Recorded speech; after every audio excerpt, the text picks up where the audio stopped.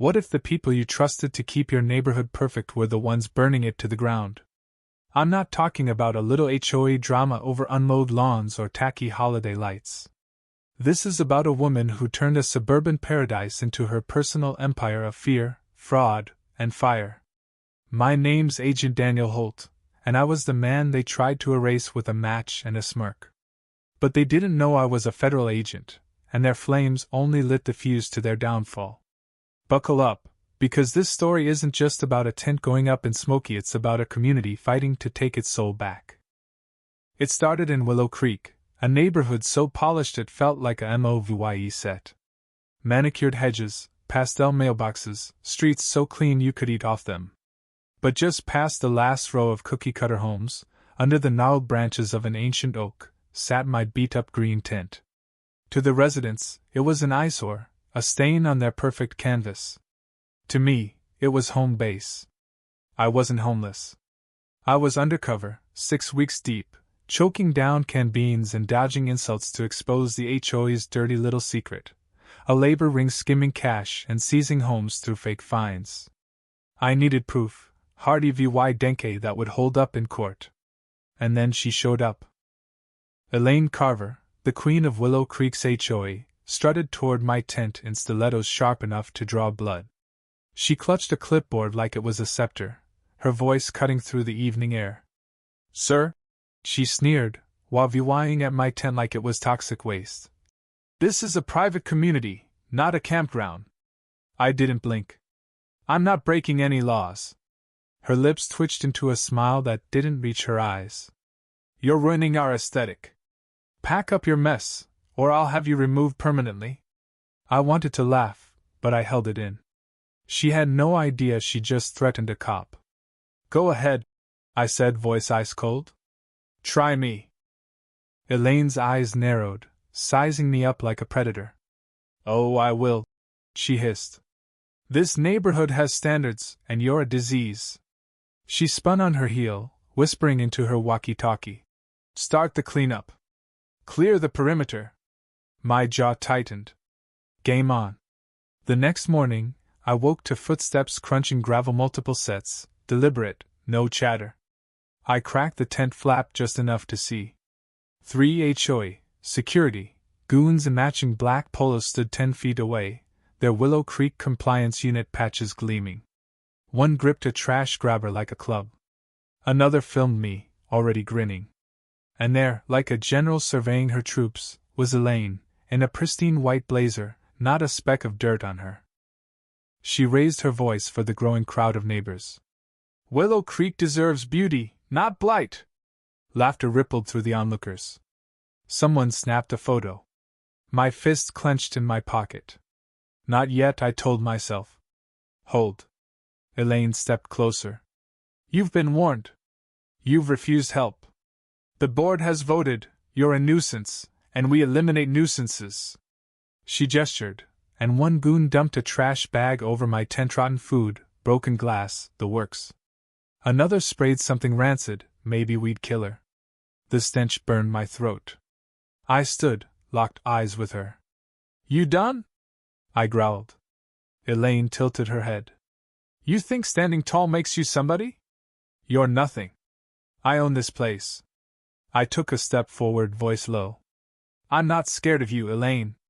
And one day, someone's gonna make you pay." She smirked. "Good luck." She turned, heels clicking, thinking she'd won. But my body cam was rolling, catching every second. Her empire was about to crack. The smell hit me first, sharp, acrid, wrong. I jolted awake, lungs burning.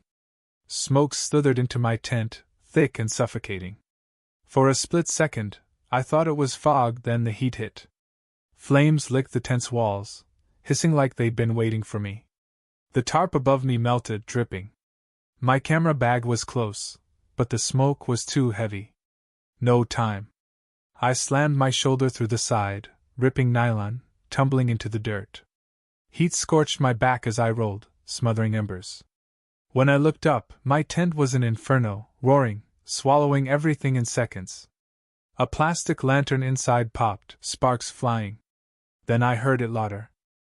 Across the lot, just past Willow Creek's fence, two HOA goons stood in their polos. One held a gas canister, the other a phone, filming. The firelight caught their faces.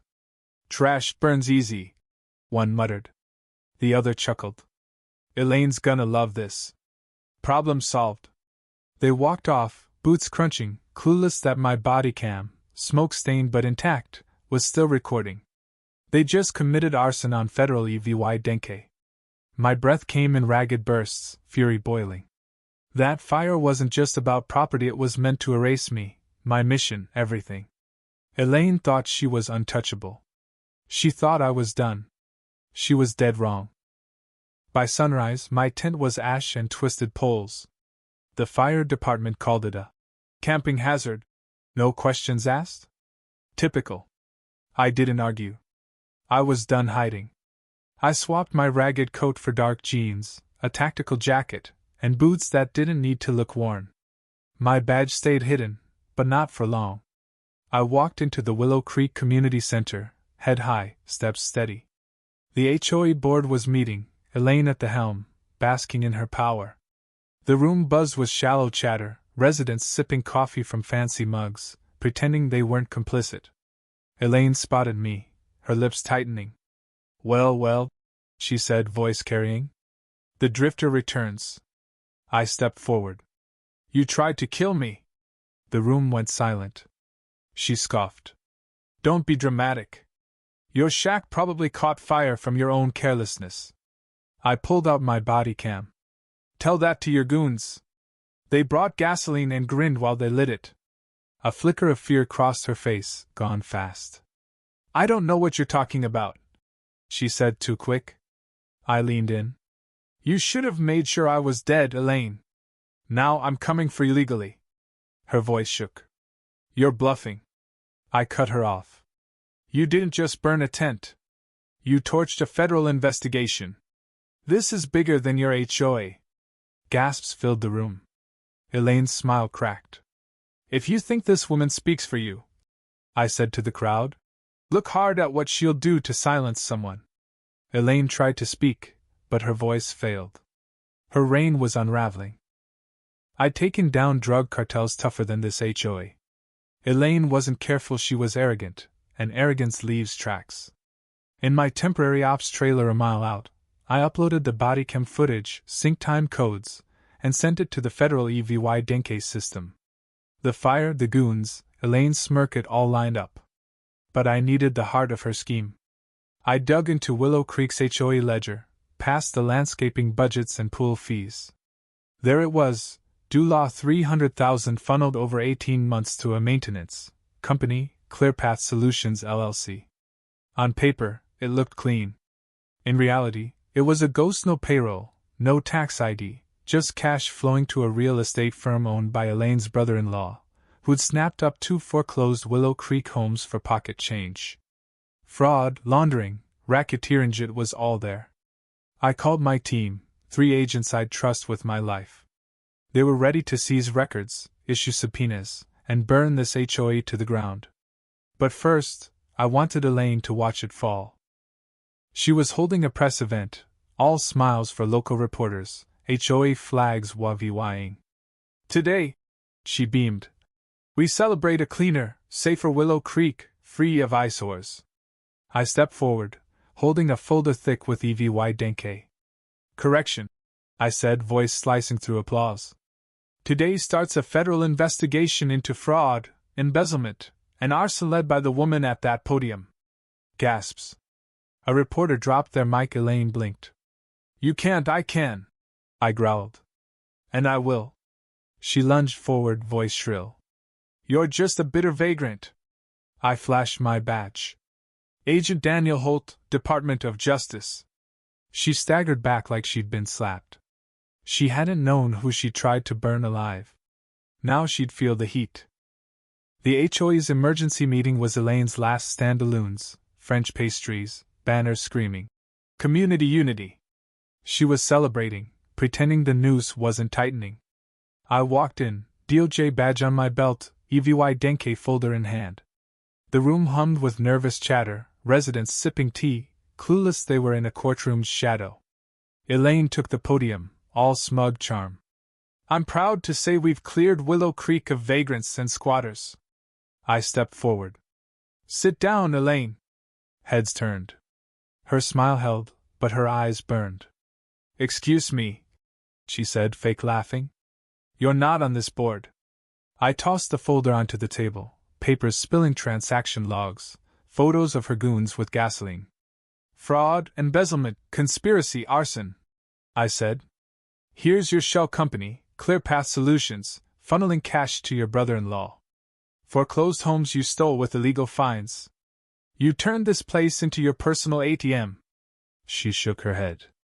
That's slander. I plugged a USB into the projector. Video rolled her goons torching my tent, her voice on the walkie. Clear the perimeter. The room exploded. A man shouted.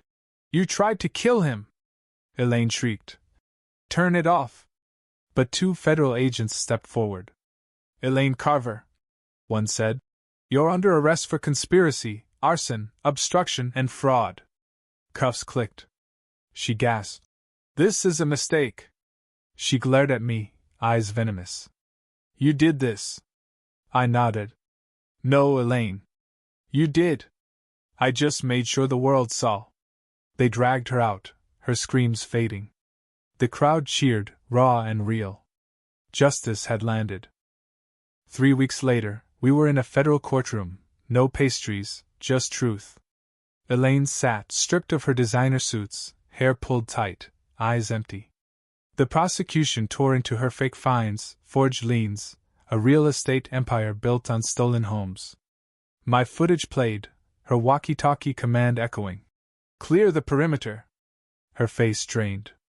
Witnesses followed, a nurse fined for growing tomatoes, a dad who lost his home over a patio umbrella. Then me. I'm Agent Daniel Holt, I said. I went undercover to expose systemic abuse led by Elaine Carver. She didn't just enforce rules, she engineered suffering. The defense tried to trip me. You posed as a homeless man? Yes, I said. To show how she treats those she deems worthless. Silence. The verdict came fast, guilty on all counts. 28 years, the judge said. Elaine's knees buckled. You ruined everything. She spat at me. No, I said. I revealed everything. They dragged her away, chains rattling louder than her screams. Willow Creek changed. The HOA dissolved, its records seized, fake fines voided. Victims spoke, UPA veteran fined for an upside-down flag, a mom EVY TED over porch clutter. At a town forum, over 100 residents shared their pain. They fined me due law $14,000 for my kid's basketball hoop, one man yelled. I stood before them. You were bullied, extorted. Not anymore. This neighborhood is yours again. Cheers erupted. By week's end, lawns grew wild, mailboxes bloomed with color, kids rode scooters on once-patrolled sidewalks. Where my tent burned, a community garden grew, a bench carved with. To those who stood. A note left there read, You gave us back our dignity. Thank you. I swallowed hard. This was why I'd endured the flames, the hate. Not for glory, but for them. 6 weeks later, I walked Willow Creek one last time, no badge, just a man. Neighbors waved. A kid asked me to plant seeds with him. We dug into the soil, real and free. Elaine tried to burn me out, but she only sparked something bigger: freedom, justice, a community reborn. She rots in a cell now, her power gone. Willow Creek breathes, laughs, lives. And that's the real story. When power goes unchecked, one spark, one voice can burn it all down. Have you ever seen someone abuse their power? Share your story. It might just light the next fire.